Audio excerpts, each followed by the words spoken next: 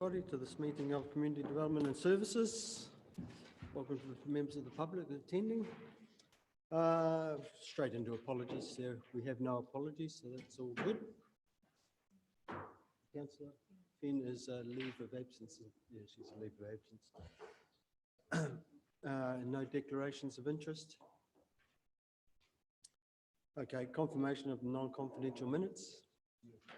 Moved by Councillor Burdett, seconded by Councillor McLean. Any matters arising? She's a leave of absence. Yeah, we've done that.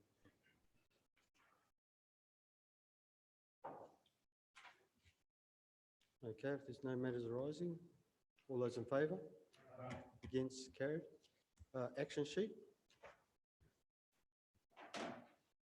With regards to the action sheet, we've got a matter there. Where do I see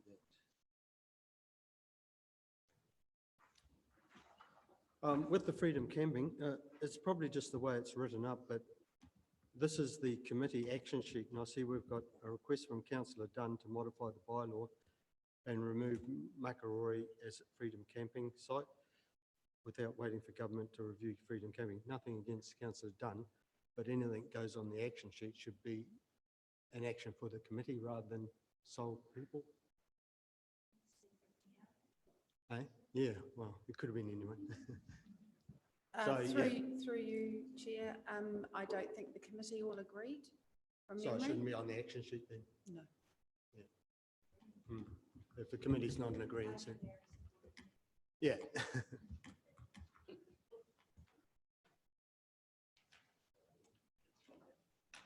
Anything else from the action sheet?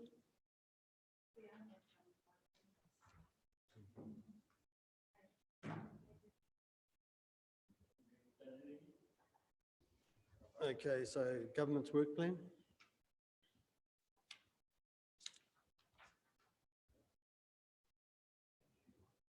What is the dark blue?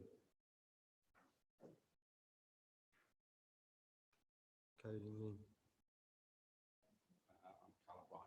Oh. No, well, we've got all the committees up the top, and then we've got a different colour coming up in the darker blue. Through you, Chair, it's because all of the committees got the governance work plan at their meetings. So it's acknowledging the fact that every committee and council got the governance. So it's the all committee colour? Yeah. Right, thank you.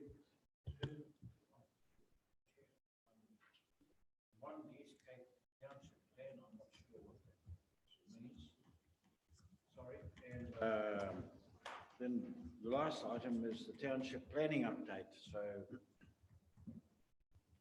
perhaps we can, there's nothing at East Cape, only at Torrent.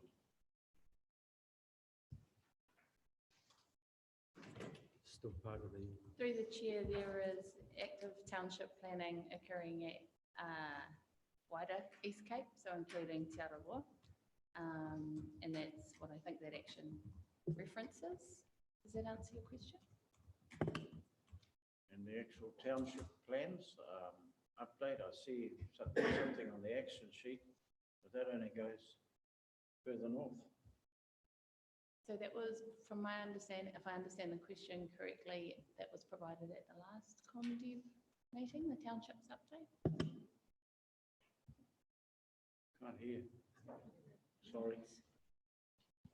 Through the chair, so a couple of questions there. One is around the governance work program, so that gives an indication of when the reports and information and decision reports will be provided to this committee and other committees.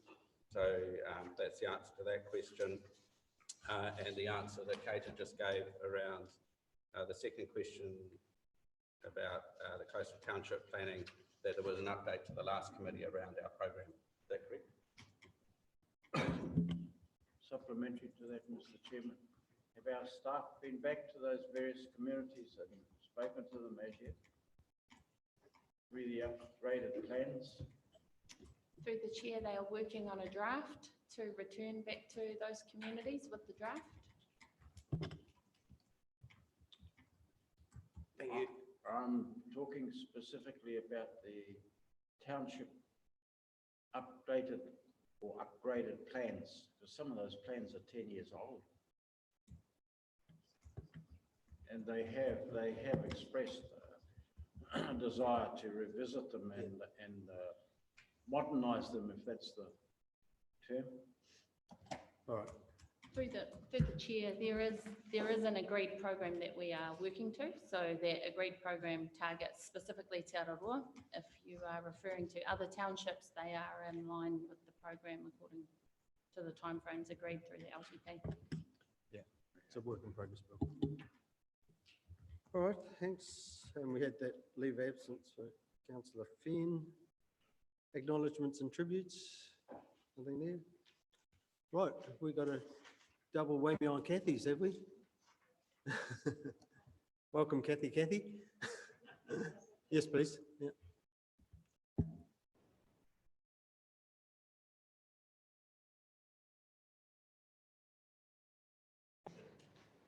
Good morning. My name is Kathy Hayes. I'm a local high school teacher, ratepayer, and member of the Haroto Wakaama Club. And with me is Kathy Sheldrake, also a ratepayer and Wakaama paddler. And over our years of paddling, we've come to have some serious concerns about the issue of freedom camping at the Marina car park. And we felt so strongly about it that we felt we needed to come and talk to the council about it. All right, so you will have received a letter. I have a 4-page letter outlining, but I've also done a slideshow sort of summarising the things that are in the letter. So I will talk to the letter through the slideshow. Okay, for us, some of the issues really are that is a marina car park an appropriate place for freedom camping? It's adjacent to, it's a very fine inner city park area adjacent to the Rose Gardens, a very expensive rebuilt Lawson Field Theatre, one of our best restaurants in town. It is a prime inner city location and enjoyed by locals and visitors. Lots of sporting, recreational and relaxing activities happening there. And we find it's often overcrowded with large camper vans and people staying in cars. As a point too, originally the sign that was there did have it as overnight camping only from 6 p.m. to 8 a.m. At some stage that disappeared totally off the sign and we don't know why. These are some of the issues that we come across on a very regular basis. Campers in cars washing dishes at the ramp, food waste and detergent running into the river. We have come across children washing their family dishes in the hand basins in the toilet. We have people showering at the ramps with soap, often in their underwear. We seem to find that young men especially standing in their underwear, washing themselves at the shower, making it very interesting for all the other people, but it seems to be quite exhibitionist. Last summer, there were several episodes of people hanging washing lines between the trees and hanging their washing there. There's overflowing rubbish bins, although I must admit whoever the contractor is has improved on this and is regularly emptying the rubbish bins now. And there's a large area there of restricted access to the river frontage for other visitors. These sorts of contraventions of the current bylaw, I've done a lot of reading of the bylaw and the Act and the bylaws of other councils. So we have observed things like people sleeping in tents. In the summer, there are often so many vehicles there, they are parked outside the permitted area. People staying longer than 3 days in a month, we see them go away and then come back again. Washing lines and trees, but we have yet to see a warranted officer down there actually enforcing the bylaw. We've never seen it, so yeah. All right, these are some of the issues that need serious discussion in terms of iwi consultation on the cultural perspective of things that are happening down there. Environmental concerns about shampoo, detergent and that going into the river, and the health and well-being of others. I know that the Act says you cannot, that you can only prevent the freedom camping there based on health and safety, but I feel that health includes social, spiritual and emotional as well as physical, and there is a lot of of those areas of people's wellbeing that is affected by the freedom camping there. And we question whether freedom camping in cars is appropriate at all at the thing. There's inadequate facilities there for that. And really this is an inner city scenic city park. Is it the right thing to be doing there? Can the council make changes? So according to the Act, council can make minor changes to the bylaw with public notification as long as it does not affect existing rights. Other freedom camping areas in Tairāwhiti mean that freedom campers are not deprived of the right to camp, so we are not depriving them of that right. And it is required that your bylaw is reviewed by 2021, and it can be done earlier if you see fit. There are a lot of councils around the country who are currently reviewing their bylaws on freedom camping. Tired, I think, of waiting for the government to make changes. I had a really good look at a lot of other councils in New Zealand and what they were doing in terms of freedom camping. For example, Tasman amended their bylaw last year. Camping is only 2 nights in any 1 month. A lot of their camping areas, freedom camping areas, are only from 6 p.m. to 7 a.m. There's only a few very rural locations for non-self-contained vehicles. And they made the changes based on complaints from the public. And those at the bottom there are some of the things that the people complained about: antisocial behaviour, congestion, health and safety of other visitors, inadequate facilities, and protection of access. And we feel that all of those really relate to the issue at the marina. In Western Bay of Plenty, they have 50 freedom camping sites, and all are restricted to self-contained vehicles only. It's prohibited in urban areas, and they actually limit the freedom camping from December to February, and some from Labour weekend till Easter in some of the more prime spots. We have no such limits on our marina reserve, and it gets very crowded over the best time in the summer. In Napier, there are only 3 designated freedom camping sites, and they actually have small numbers. So along West Shore, there's one that takes only 4 self-contained vehicles, and it's not allowed between December and February. And there's only 1 area for non-self-contained vehicles, and this is well out of town along the foreshore. Coromandel, all their freedom camping sites are for self-contained vehicles only, 2 nights maximum stay, and depart by 9 a.m. And Auckland, huge area from Rodney to Franklin. They are currently undergoing, they had a lot of submissions last year on their website, by the council website, and totally reviewing pages and pages of review of what's going on, and these are there. So the whole region has only 13 non-self-contained camping sites, and 6 of those allow overnight camping only.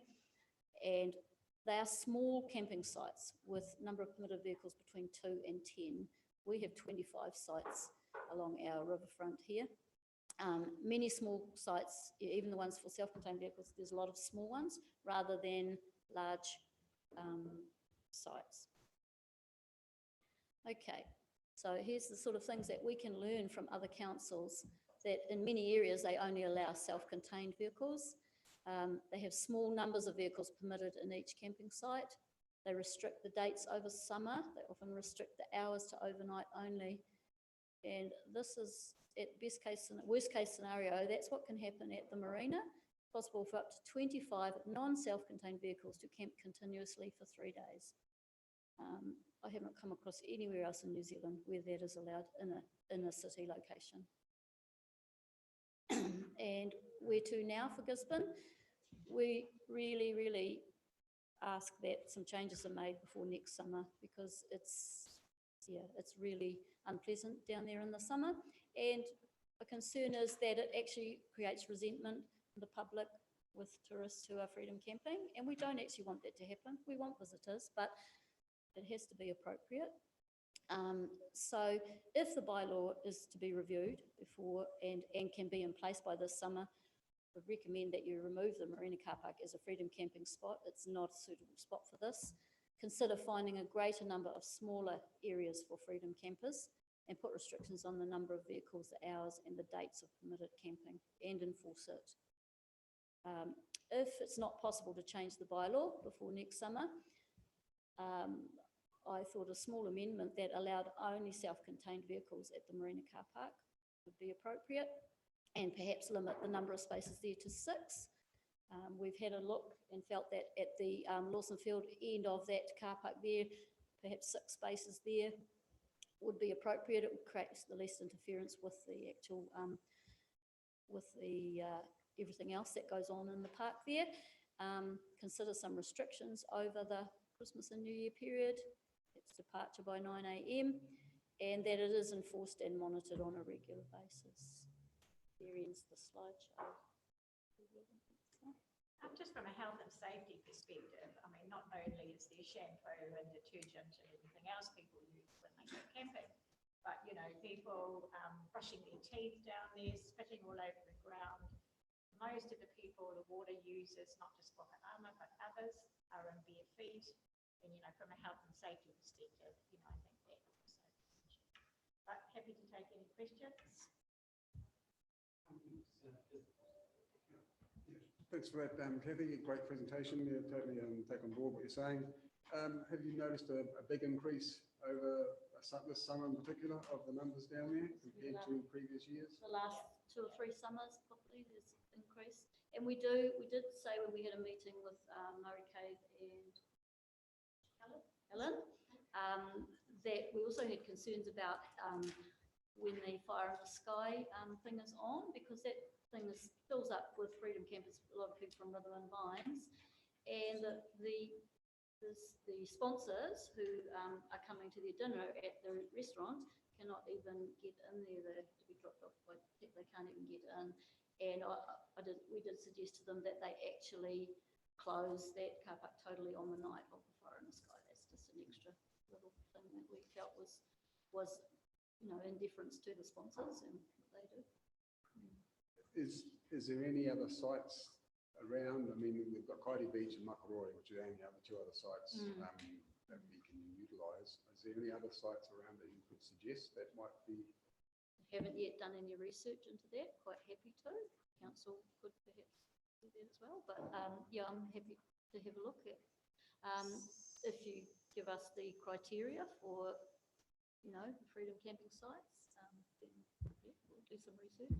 And Councillor Foster, you would know, living in Kaiti, I was round in Kaiti Beach this last year when Rhythm and Vines were on, and I counted 92 cars in the car park, as well as this being pulled down at Marina as well. So it doesn't appear that anybody is doing any monitoring or enforcing, or it just seems a free-for-all. That's an observation. Yeah, I'm only allowed to ask questions. Monitoring and enforcement issue? By the sound of it, well, I'm asking someone in particular, because listening to the level of complaint, either we're getting a bit slack and not doing that, or it is a monitoring and enforcement issue.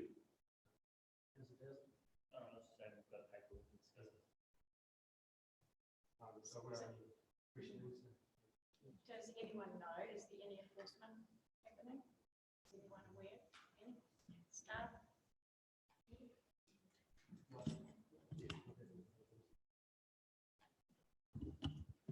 Through the chair, yeah, there is an enforcement program. There's a monitoring and enforcement program which is through our Environmental Services and Protection Committee. It's run by our environmental section. There have been questions for the last few years around the level of resourcing of that enforcement and monitoring program, and you probably will have seen some of that comment previously in council discussions. One thing that's quite which is new this year for us, is that the government is actually providing resources that councils can apply for operational activities. In the past, it's always been capital development work like ablutions and that sort of thing, but the government's moved to recognising that there are actually operational implications around freedom camping too. So that creates an opportunity for us that we haven't had before, which could make a change in that area. Could I just ask also, then, should we be presenting as well then to the Environmental Committee? Okay. we were advised to come here, so Yeah. it's a good starting point. Yeah, and we will be discussing this later on in the agenda with our update from last summer. So, Councillor Farahia? Thank you, Mr. Chair. Thank you very much for your presentation. The really good information and stuff that we had agreed on, like right at the start when in regards to restrictions and the careful monitoring and things like that. And it's sad to hear that those things haven't been kept up. Oh, the question that I wanted to ask is environmental planning regulations this afternoon. Are you happy with me bringing these things up that you've brought up here today with the committee? Yes. And I hope that you'll be sticking around for our discussion with that Freedom Campaign paper. Thank you. Thank you. Thanks a lot.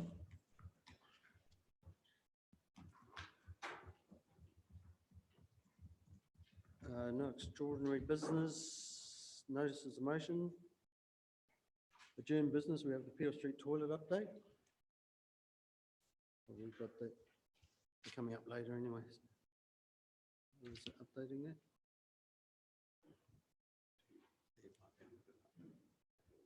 Yeah, thanks, Led.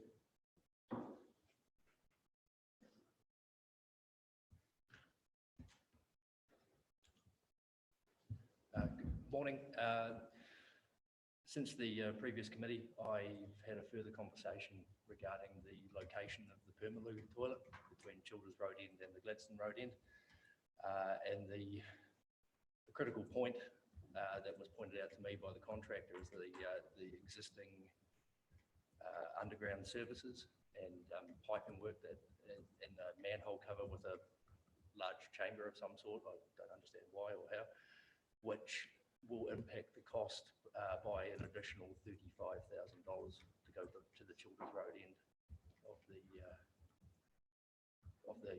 Peel Street. So it'll be So at the Gladstone Road end, the new toilet facility will be at the Gladstone Road end of for 215,000, the what I discussed last time is at the Gladstone Road end, or closer to 250,000. It can be done at the Childers Road end, but there is a cost implication because of that existing pipe work. Councillor Dowson? Thank you. The update didn't have too much information around the positioning, which was, I don't think council's intent. We wanted to see some plans of where it may sit, but I think that the biggest part of the paper to me was in the background on page 19, number 1. In 2017, council decided to close Peel Street toilets, build a smaller toilet unit in its proximity, and proceed with earthquake strengthening to the existing building. Well, that's not the decision. The decision was made to reinstate the building with a refit, and the smaller toilet unit was simply for a 24-hour service. The intent was to say to restore that building to use. In my opinion, this project has gone so far from the core decision that it is no longer relevant. There's no true assessment that's come through on the need for a toilet in that location because of its proximity to other toilets. So in my opinion, we're just carrying on down a track which is not really representative of any decision that council has made. So I personally would like to, I'd move that we note the content of this report and that we agree to undertake earthquake strengthening work on the existing Peel Street toilets building to ensure it's compliant, and that's it.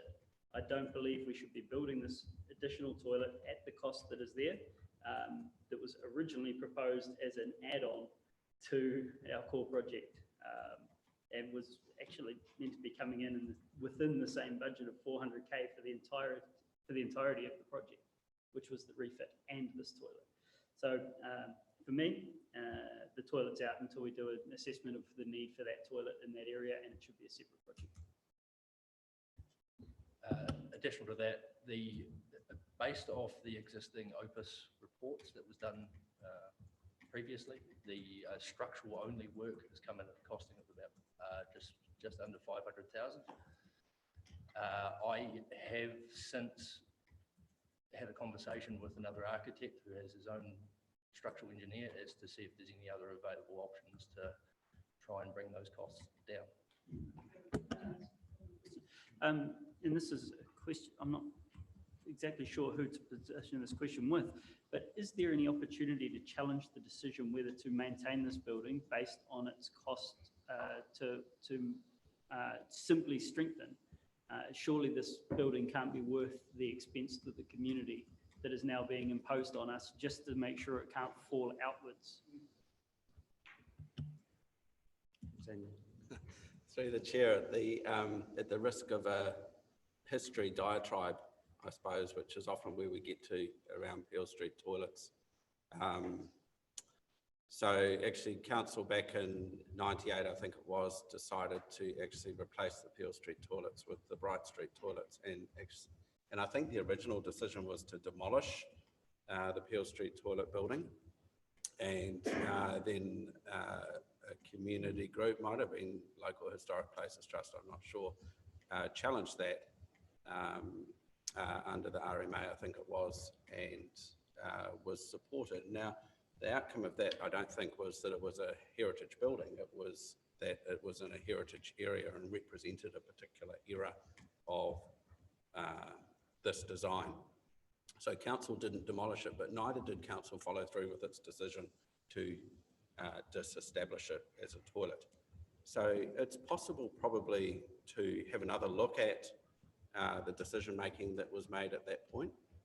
Council could still go through with that original resolution to disestablish that toilet, given that it invested in the Bright Street toilets.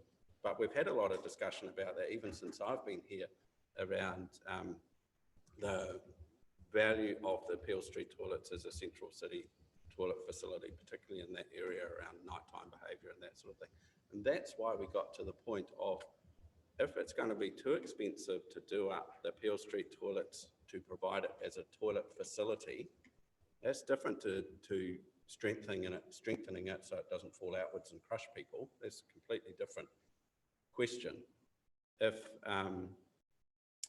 it's too expensive to do that, then why don't we actually provide a facility beside it, a smaller nighttime facility or 24-hour facility that deals with those social issues that this committee has talked about at length over the last few years at night. So that's where we got to. If this committee decides on we'll provide more advice around it on our advice about going back and revisiting those original decisions around demolition and closure and that sort of thing, then we're quite happy to put up a report that gives an in-depth discussion around that. In which case, I'd like to amend to just noting the content of this report so that we can receive a further paper on options around demolition versus securing to earthquake standard versus alternate use. Just put that on hold for a bit. I wouldn't mind a couple other. Thank you, Mr. Chair. I would have to disagree that there's no call for a toilet in the facility, and I must declare that I have a business in this area, and I can assure you there definitely is a good reason to have that toilet there. I don't understand the historical side of buildings, but if you go in there, the place stinks. It's a bloody disaster. Sorry about that. And we get a call often when a lot of women will go into the Peel Street toilets and then come and ask if they can use our toilets. So I'd like to, as you suggest, Andrew, to demolish or have another talk about that building and probably replace it with a 24-hour system. I think that would be good for the area. We get a lot of coasties come down and they do go to Peel Street. They've done it for years. And if you stand out in Peel Street and just watch the flow that go in and out of there at certain times of the day, you'll be amazed how often it's used. Councillor Foster. Yeah, look, I tend to agree. I think we've gone totally out of span with our recommendations and now putting in a stable facility for 215K on top of what we've already got here, and then spending money on strengthening a building that we're never going to use for anything. It seems like such a waste of money. I can't believe it. You know, as it is at the moment, it's a kind of a little heritage area with a beautiful fencing going into it. You put a double facilities toilet in front of it. That's going to block the whole thing, so it takes out all that heritage value that could have been there. So yeah, I'd be really happy to kind of go back to the drawing board again, because I do agree with Councillor McLean. We do need something there, an overnight facility, a 24-hour facility. We need a facility of some sort on that site. But you know, if I definitely am not in favour of spending a bit of money to just keep a building upright for no, and it cannot be used for any purposes whatsoever. That seems like a real waste of money to me. So I would like to see this rescoped for sure. Councillor Varian.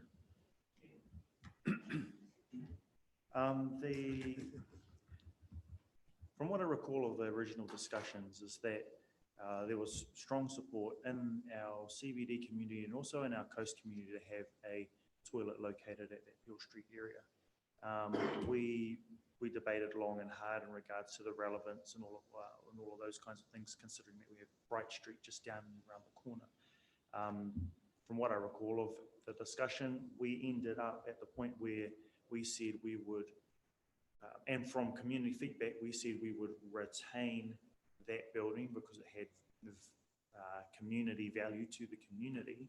We committed to max 400K in the budget, and that would be entirely spent in this Peel Street toilet location.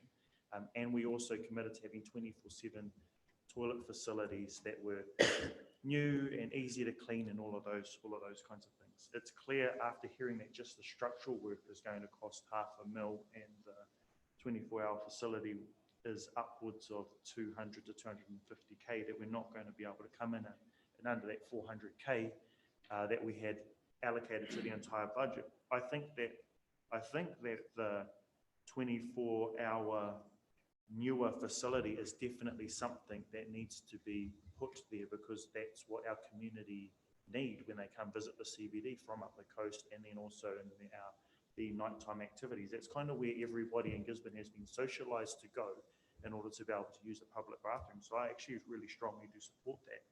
I do also support the having a relook at what we do with the other building, because we did give it our best shot to try to, and we did debate it hard to give it the best shot to retain that main building in the very meagre budgets that we have on behalf of the community. So I feel that we've done the right thing in regards to looking at the current Peel Street toilets. But I really, really, really do think that it's urgent that we do supply a 24-hour facility, because originally, if we put that Peel Street toilet back into being a toilet, the original idea was to close that during the evenings, and the 24-hour facility would be the ones that the club goers would use and all of those kinds of things. They would not be getting access for health and safety reasons of cleanliness reasons and all of those kinds of things. It was just a community weren't keen on engaging the Peel Street toilet after a certain time and under certain conditions, and they were never, due to design, they're never been able to be kept to the standard that we want them to be kept. So I really do think that we still need that 24-hour facility there. However, I'm in support of relooking at what we do with that building, considering now that we don't have the money. We literally do not have the money to do all of these things, but we gave it its best go. What I am firm on, though, we need to do something there soon.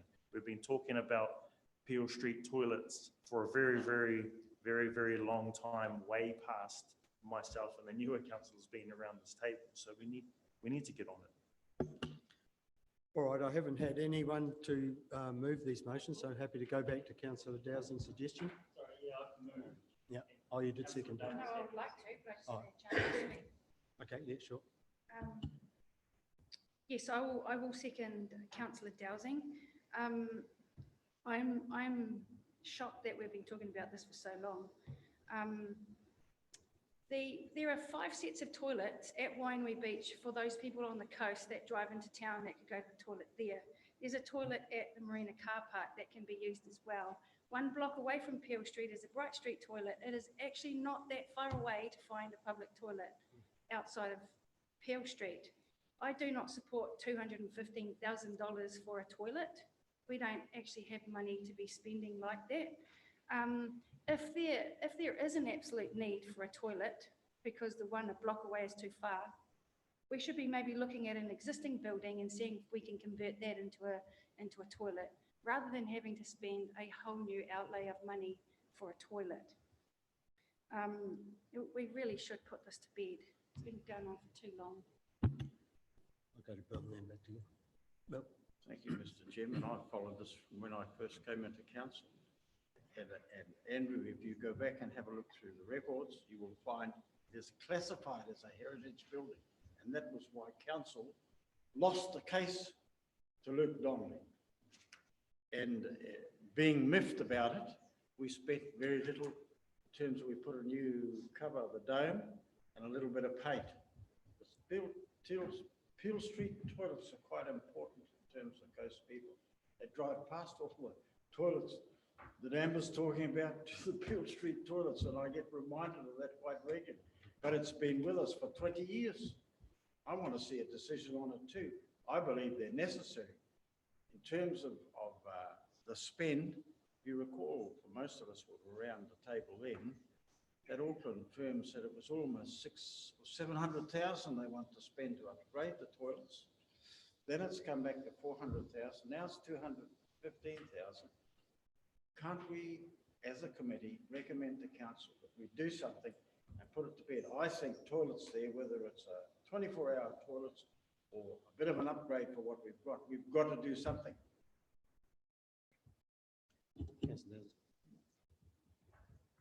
Thank you. As my right to reply, I completely agree with Bill that we need to do something, but I completely disagree with the concept that he's proposing to just put a toilet in place because it's necessary for the coastal community and we need a spot there. The reality is that the coastal community are in cars and they have access to any of our public facilities that they drive past. If that toilet isn't there, then they won't be driving past the other ones. They will be stopping at the most convenient. We have a very nice new inner harbour block being built with far better parking access. So I would suggest that the community could stop there. The building simply isn't appropriate for 24-hour use. So it doesn't serve the purpose that we desire anyway. And so it signifies that a new toilet would be better in that location, but as we've identified, there are a lot of toilets within distance of that site. And in terms of retaining the building, that's a historic decision that we need to look at. I want to put the community first in this concept, and the community just doesn't have the affordability to look at potentially over $1 million worth of refit or in total just to secure this building and to put a 24-hour block on the end of it. It's the scope and the budget creep has been,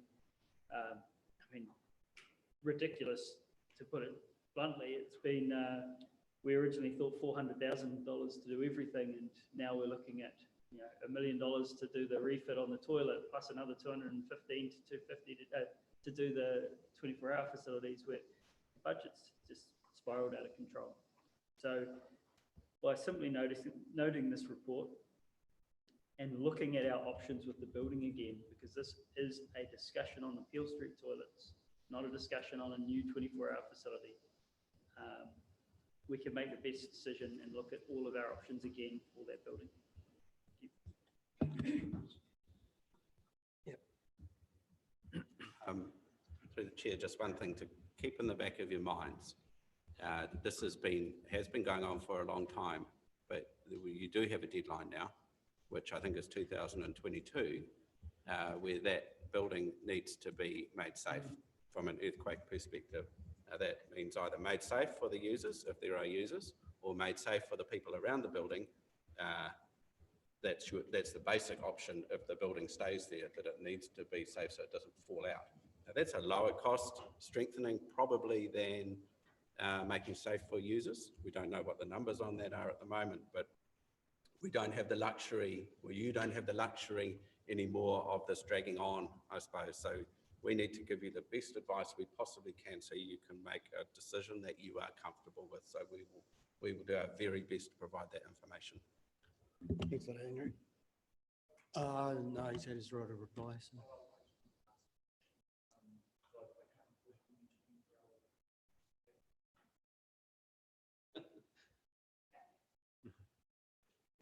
Through the chair, neither can I, but we could easily pull that information out.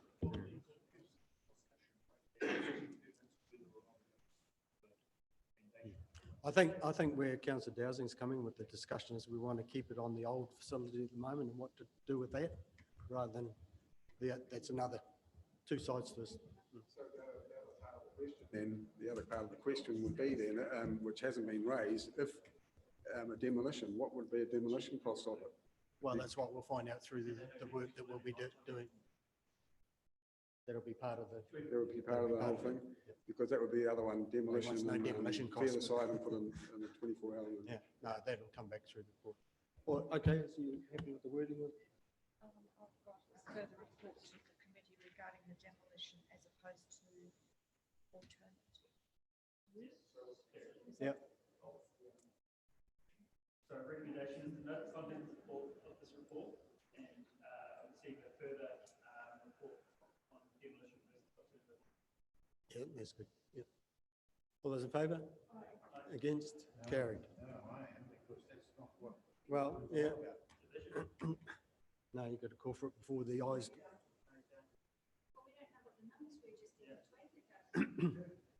It went. All right. Okay, division. Division, all those in favour? Division, all those in favour? We received a further report. Just a moment. Can you read it again, please, Jill? Notes the contents of this report. A further report to this committee regarding the demolition as opposed to alternate options. Yeah, so it's looking at what to do with the old building. It's nothing to do with the new. Okay, division. All those in favour? Against? Carried.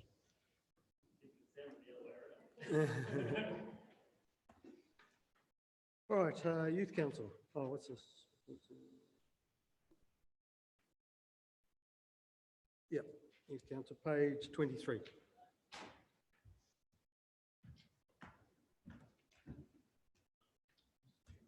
Yeah.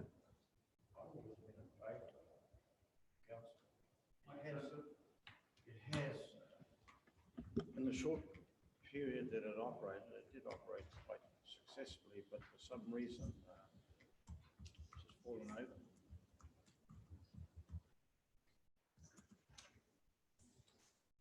Through you, Chair. So thank you. Good morning, everyone. Yes, so this report is really just highlighting the recent activity with the Youth Council, and as noted, it has worked successfully in the past. Maybe in the last year or so hasn't been as active. And also due to the timing of the Youth Council, a number or nearly all of the current Youth Council left at the end of the year because they reached an age where they went off to university or entered the workforce, left Gisborne. So we were left with only really one active Youth Council member, which meant that we weren't able to hold meetings for the rest of this year. So the suggestion in the report is that we just take a pause on the Youth Council, not that it's disbanded, and that we start the nomination process again in September of this year. And there is a nice alignment there with the local government elections as well. And then the Youth Council can start up again proper in 2020 and run for that whole year. And it's also a bit of a chance for us to review and refresh the terms of reference, possibly with the new council, to make sure everyone's still happy with what the Youth Council is set out to do. So what would you do in September? So there's a couple of options there. We can just do the normal call for nominations, or there is a suggestion in the report that we actually ask for nominations from schools and other similar entities to try and broaden our reach at the moment, because at the moment we're only really getting those youth that are already very engaged, and we're not getting a particularly diverse range of representation on the Youth Council. Yeah, and the reason I ask that is it's the same old problem though. If you go out in September, you're going to have people that are in the 7th form going away. So wouldn't you really be better to do that at the very start of the school year for the going forward, the nominations from that school year rather than September when a lot of them won't be actually that interested. I think we'd have to make it clear that it's for the following year within the nomination process, and that would overcome that issue. And it doesn't just have to be nominations from schools either, or even school attendees in the current terms of reference. Youth is not limited to school students. Yeah, 12 to 24.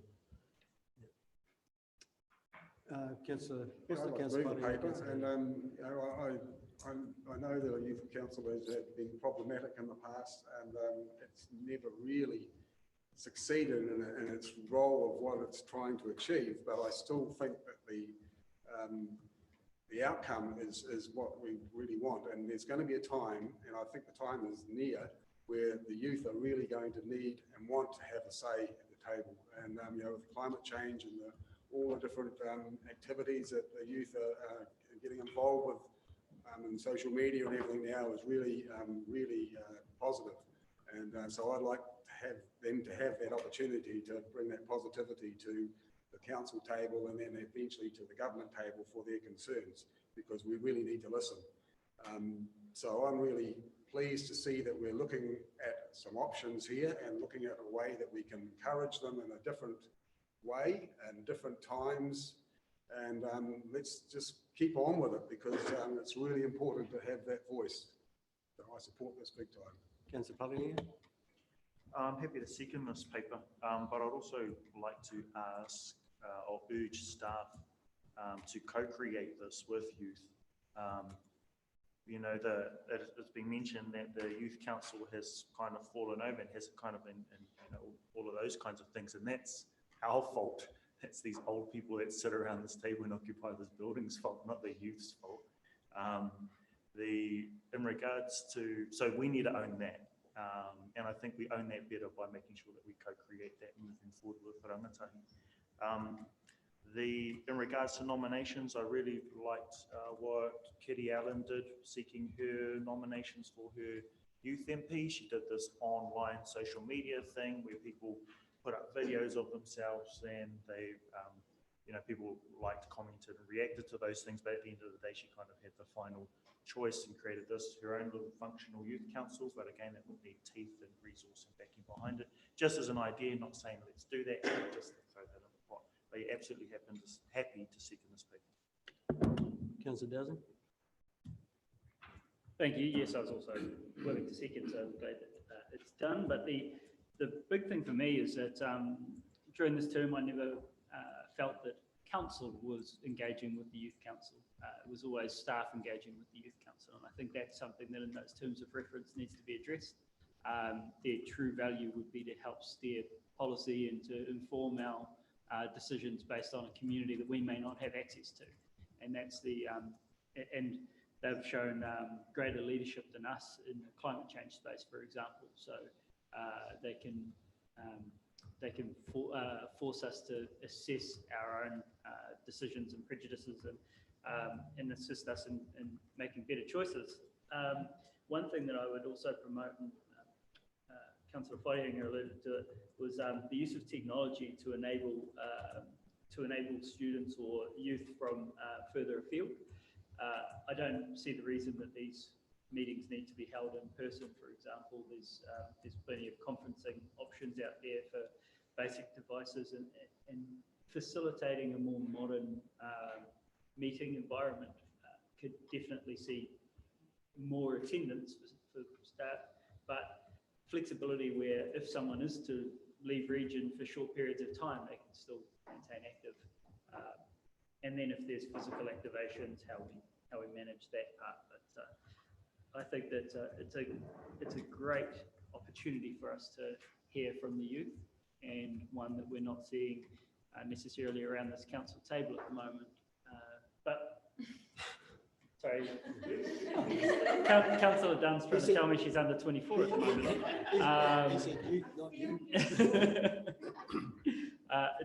But it is great to see that our last existing member of the Youth Council is running for council this term. So maybe we will have more representation around this table next year. Thank you. I agree with Councillor Wharehinga and Dowsing that we need the youth to be co-creating this. I would actually go one step further and say Is it possible to pull the former youth council together, hand this project over to them and say, we will support you, give you the resources for them to come up with how the youth council should be run, how many people it should have, what they should deliver, what their terms should be. It's no different to the Fox Street Mountain Bike Park where the Mountain Club group have formed and they are upgrading the park. It's the same thing, but it becomes handing it. They are the best people to be deciding how the council should be set up, its frequency, its term, and I think they are the ones that should be running it and we should be there just supporting it. And just on another note, while it is sad that it's not in function, one of the positive benefits is that it has inspired a young girl to stand for council because it's your only way to get involved with local politics. And I think that's fantastic. And so, yeah, we should be looking at getting them to drive this project, not us, because we're not in the best place, even though some of us are youthful. Yeah, I had to say, I was going to make the same point there, but then I go back to the youth council at the moment, it's only got 2 or 3 members, so that's why it's difficult to put this. Well, if that's an option, we need to go down that. So. Yeah, well, I'm very, I know very well the last one that did sit around the table with us, and I'm speaking with her at the moment, see if she's got any ideas as well. So, but I definitely take on board that the youth should have a major part in the formation of this and how it looks and how it can operate. So, yeah, take that advice on board.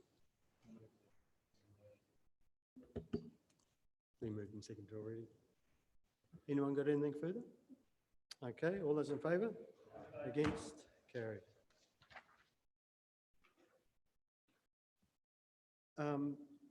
Because we've got the 2 Kathys in the room, I might shuffle the order around if you don't mind. Yeah, so that, yeah.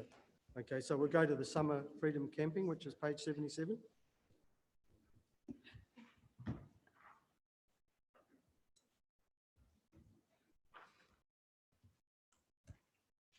So that's Summer Freedom Camping, the update.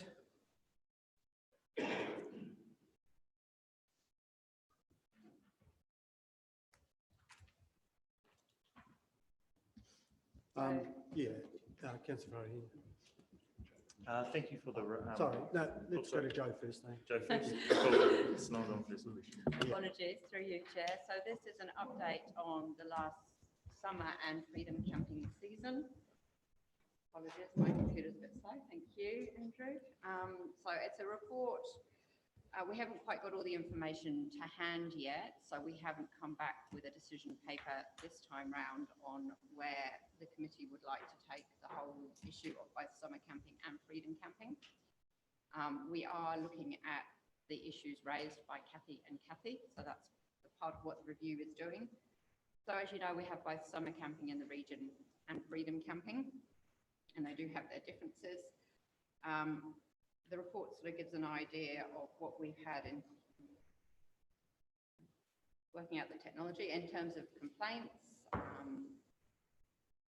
and sort of a general idea of the number of overnight stays by freedom campers. I can say that the Marina car park, I think, comes in the top 3. So Kaiti Beach is the most popular, and Makarori and Marina are the 2nd and 3rd most popular in terms of freedom camping, but we don't have entirely accurate numbers. That's based on information collected from apps that freedom campers use and provided to us by the Ministry of Business, Employment and Innovation. So really this is a chance to get the thoughts from the committee on where this review of summer and freedom camping should go, and whether there are any other issues that we need to be aware of when we're looking at the review and before we bring a paper back to council that we need to investigate further. Thank you. Councillor Faraheen. Thank you, Mr. Chair. Thank you, Joe. I've got a couple of things to say and ask, but I did want to start with what's our link, because we're not responsible, this committee's not responsible and the department's not responsible in regards to enforcement, signage, things like that. So what's the link between these community conversations that come here, which was good that they come here and they should come here, and our connection in regards to ensuring that there's firm enforcement applied to apply to freedom campers or people who aren't in self-contained units. So what's that connection there? Through you, Chair, we are talking with the enforcement and monitoring staff as well as part of this review process, so we can be one part of the connection to feedback and identify areas where we think monitoring is needed. Obviously, monitoring is occurring, and that's part of the data. We're just collecting at the moment the results of that monitoring and complaints and whether and what enforcement and infringement action has been taken. Thank you. And just clarify for me, I thought that Marina Car Park was supposed to be self-contained units and have a time period as well. I thought it was just self-contained units. That was for freedom campers. So those who qualified as freedom campers, they had to have self-contained units, and I was pretty sure that park out there was, I can't remember what the time was, 8 p.m. to 8 a.m. or something like that in regards to the times you could freedom camp out there. So through you, Chair, the Marina Car Park is not one of the areas that currently requires vehicles to be self-contained. The bylaw refers to motor vehicles. Other areas we do require self-contained camping, but not in the Marina Car Park at the moment. And the process of removal of problematic camping sites, what's the process in regards to that? So that would Based be on, a change to the bylaw. and just based on, so we can do that like I'm specifically asking just in regards to the presentation, that was one of that was the preference, right? So we can do that prior to 2021. Yes, if the council decided to do that, it could, and as noted, we can also do temporary removals of camping grounds for safety reasons. For example, Fire in the Sky may qualify as a reason to shut down a camping ground for a limited period of time. Awesome, thank you very much. Councillor Foster? Yeah, I've been waiting for this report for a while, and I've been kind of adhering to the fact that I'm really getting really uncomfortable with our freedom camping bylaw as it stands. I would really like to see that we review it and can make some changes before this upcoming summer. Freedom camping activity in this region has got out of control. It's getting huge. It's bigger than what most people would think. Clyde Beach every night, 20 to 30 vehicles at least, some nights even more. The Marina Car Park is just over the top as well. A beautiful site has been transformed into a bit of a demolition area, unfortunately. Clyde Beach, I promoted Clyde Beach as a freedom camping area to start with. Now I go down there and I go behind all the sheds, the yacht club sheds and everything. It absolutely stinks of urine. There's toilet paper.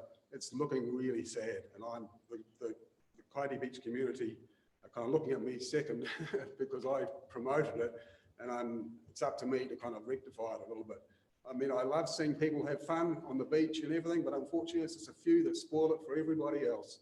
And when I see people walking behind those sheds, I go down there and tell them, there's a toilet over there. Please use that toilet. A lot of the time, that toilet's just not big enough. The area is so overcrowded sometimes. People are queuing up to go to the toilet. They can't wait, so they do the alternative, unfortunately. But in Makarori Car Park, there's still complaints about that, even though the area has been increased with the new parking facilities and upgrade of that whole area there. But it is still problematic. We need to have a really good look at the whole freedom camping activity in this region because it's going to get bigger. It's not going to get smaller. I would say it's been 100% increase over the last year or so at least. We need to have a big facility somewhere, a big facility like Taupo or some of these other areas have got a big field that we can monitor and people can be in a safe environment and they're all together and it's easy to monitor. We had a group come to us years ago called Kiwi Camping, and they had a great facility where they came along and they leased land off councils to put in summer camp, freedom camping. It wasn't totally free. It was $2. You had a swipe card to get in and out of the venue. You had a swipe card for a shower. The toilet facilities in there. It was fantastic. And I don't know why it wasn't followed up. I would really like to see if that was still available around the country, because when that guy did the presentation a couple of years ago, I thought, hallelujah, this is the end result that we would really like to have, because we don't want to discourage freedom camping, but we need to control it somehow, because at the moment, it is not a good look. Tidy Beach is being trashed, the Marina car park's being trashed, and Makarori. So I think we really need to have a good look at it, and I would like to see the freedom camping bylaw reviewed before the end of before the summer season. Councillor Dunn, Councillor Biddy. Yes, I'd like to thank staff for the good questions you've put on page 84, which is the key question there. What outcomes does council expect or want from freedom and summer camping? I think we do need to start at that. What's the goal we've got, and then work backwards from there. There are really good questions under the decision gaps, how we can move this forward. So thank you for that good, clear direction, and it is needed as we go and review the bylaw. We can get this right. Everywhere around New Zealand's having this problem. It's not impossible to fix it, and the bylaw reviewing it is going to help us do that. I am very aware that doesn't matter where we put it, there's always going to be people that are going to come and complain, and we have to be aware of that, and that's why starting from the outcome that we want is going to be the best way to approach the review, because we need to take into account all of those factors. And it may turn out that we actually don't want freedom camping, which I don't think is possible. I was involved with the freedom summer camping bylaw from the beginning, went right through the hearing. Lots and lots of different aspects you've got to take into account. But like I say, starting from the direction that the staff have given us here, I think is a great way to go about trying to get this right. Councillor Biddy. Ironically, Mr. Chairman, I agree with both the previous speakers. The problems of the north are as equal to what's happening here. I go to the Progressive Association meeting in Te Aroa, and freedom camping and some of the ill disciplines that happen around the place because there's no toilet facilities. I mean, I heard one story about eating in the toilets top end of the coast, freedom campers. But hey, it's a huge problem, as Larry has said, and we got to deal with it. And if it requires changing bylaws, well, let's do it. Well, let's recommend to council that we do it. Councillor Dowsing. Thank you. Yes, I'm in support of a review also. The thing that stood out to me was on page 80, where it mentions that there's a conservative figure for the region of 2.8 million per summer season, and that's peanuts in value and actual return to the community when you consider that a lot of that would be fuel purchases, for example, which the majority is a tax to central government. GST would be inclusive in that figure because it's MB results. It would be so the actual value of that spend to our community would be very small. So we are funding the tourist in this situation. Summer camping I see as an entirely different thing, which is within the context of this paper. But summer camping has always been a tradition for families in region, and that's why I see it's supported by the ratepayer. But I don't see the economic benefit of freedom camping, and because of that, the local economic benefit of freedom camping. Because of that, I think it needs a review and it may take a sensible approach to what we do and don't provide. Yeah, Councillor McLean. Thank you, Mr. Chair. In February of this year, I visited the Marina car park 4 times in consecutive days. And during that time, there were 9 vehicles there. It was a maximum of 12. There was only 1 that was self-contained. And the place really, and the same vehicles were there for the 4 days. So, we're over our limit anyway.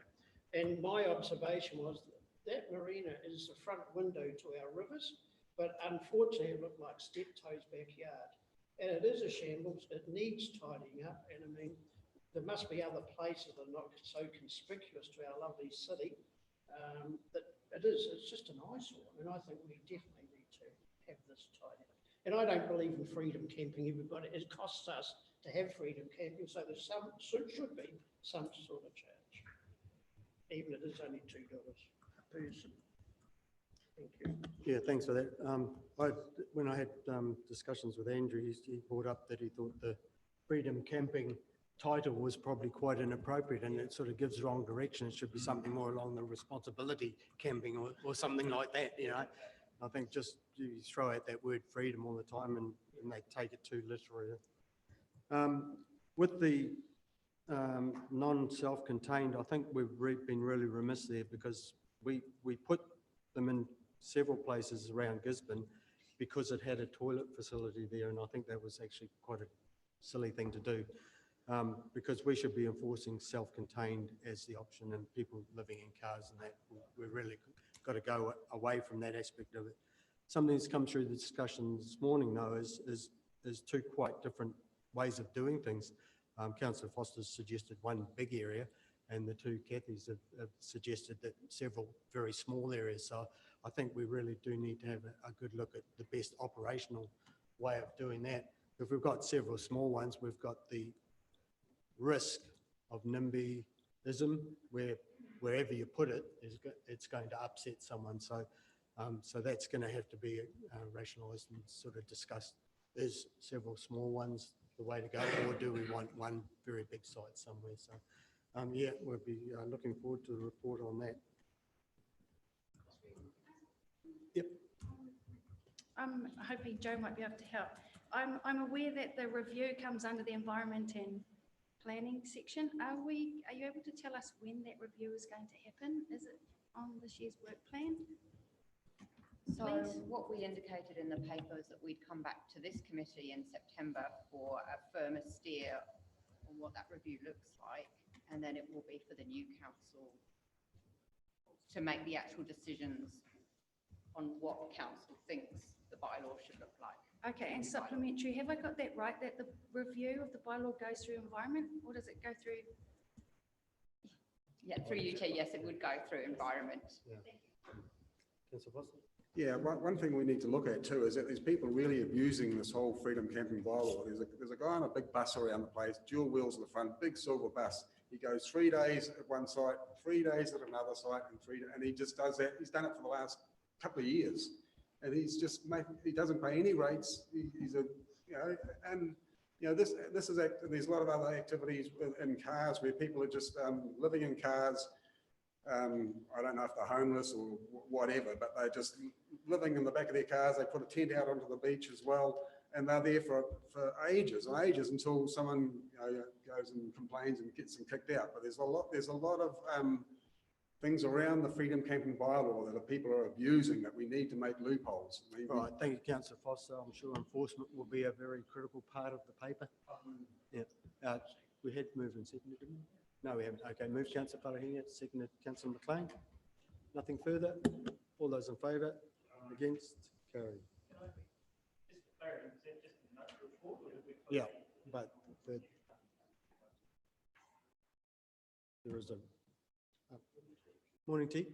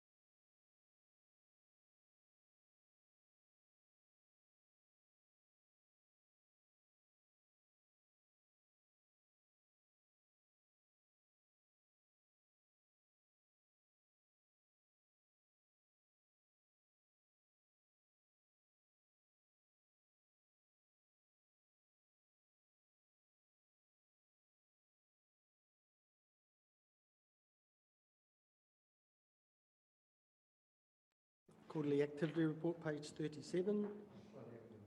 Moved by councillor Burdett. Compliment those that put it together. There's a couple of things I want to comment on in terms of strategy.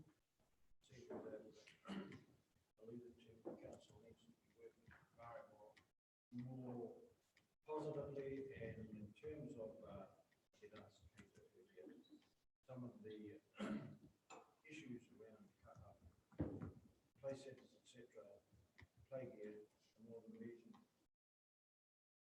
will be some time before the rates are provided. And it's quite an important one when you go to those communities. Yeah. As Anthony knows, they give them. Are you on? Yeah. Yeah. Yeah. So a lot of those playground issues will be dealt under the township things up there.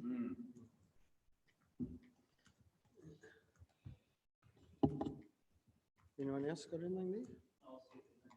Second by councillor. Yeah, councillor Foster. I mean, I'm just on page 44 around the jetties, boats and pontoons. The budget funding is of 100 grand is insufficient to undertake the works through investigations, and now estimated to be around 300k for the pontoon. Now, I know this is an urgent matter and needs to be done, but my question is, what does that leave for, because it's coming out of the budget for the roof repairs at the museum? So what does that, how does that leave the roof repairs at the museum's budget looking? Through the chair, and Mr. Kennedy might want to make some more comment after this as well. But so you had an in-depth discussion about this matter at your last committee meeting, I think, in terms of the carry forward proposals that we put forward, and you passed a recommendation to council, which council has subsequently approved. So we came to, or you came to the conclusion that you had a priority view on the three items. One was the safety around the inner harbour pontoon, top priority. The museum roof as a priority in terms of water tightness. And we also talked about that's not a major capital development that we're looking at now. It's actually a maintenance type item, which is a significantly lower cost than what we were originally envisaging for the roof. And we're closely engaged with the Museum Trust on that matter. And the third priority was the marina pontoon. And there was some discussion around, you know, I think one councillor said it may not even be necessary, but that is sort of the third priority in that list of things. At this point in time, we're confident, or we feel comfortable that we've got the funds to do all three. With the Hepanui, I see we've got subscribers at 2,813, which is a small percentage of our rate-paying population. How can we drive that up to get it? I think it would be a really good consultation resource and just advice resource. I always enjoy reading. It's always got some good information there. Is there a way that we can drive that up to our ratepayers so that more of them are subscribed to it? Or is it a good idea?